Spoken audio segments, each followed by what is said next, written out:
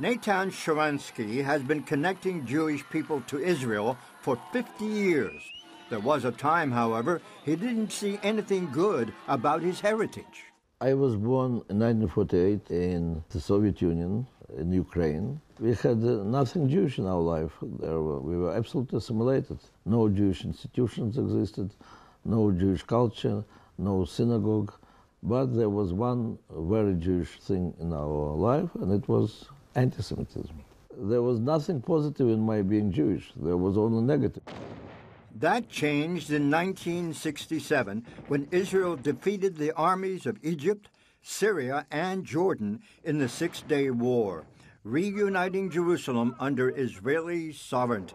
Here, Israel emerges victorious after the attempt of Arab countries to destroy it. And the Soviet Union made a lot of efforts to destroy Israel. It also marked the time Sharansky and other Soviet Jews began their search for what it meant to be Jewish.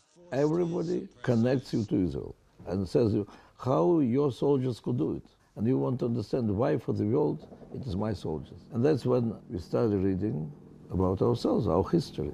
And suddenly you discover that you have such a unique history, which starts not from this communist dictatorship, which starts from exodus from Egypt, and this desire to be free. And you discover that there is a state of Israel, which is that you want to be part of it. That what gives you strength to start fighting for your right of a Jew to leave, to go to Israel. Would the Soviet Union allow you to emigrate? It was impossible. It was the regime who already killed tens of millions of citizens. So they would have no problem to kill another few hundred Jews, but we were lucky.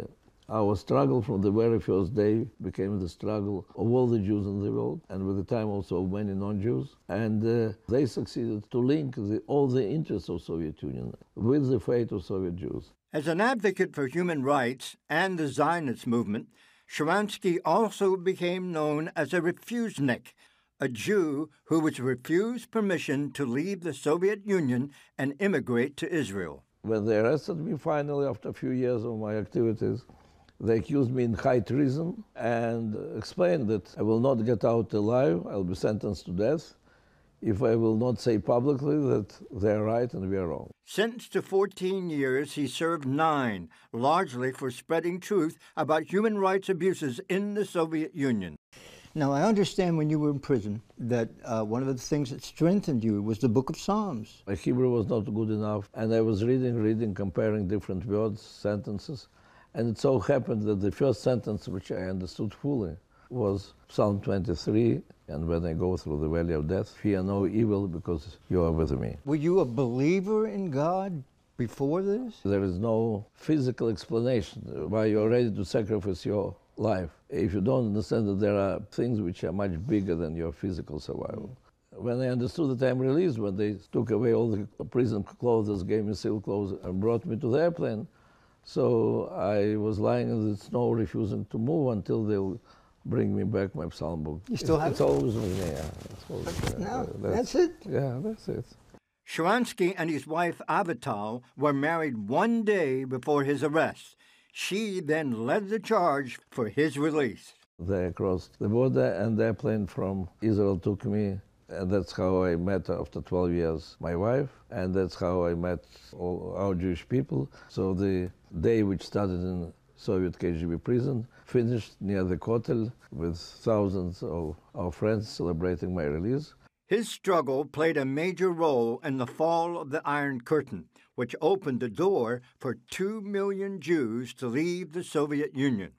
Years later, Sharansky headed the Jewish Agency, the organization that brings new immigrants to Israel. So it is really the history of Exodus repeated itself in modern history. Yeah. When you hear your enemies threaten and they're going to push you into the sea and destroy the state of Israel, how do you respond to that? We have to stand against all this hypocrisy, against all this hatred, and we rely on us, on our faith, on our God, and on our friends.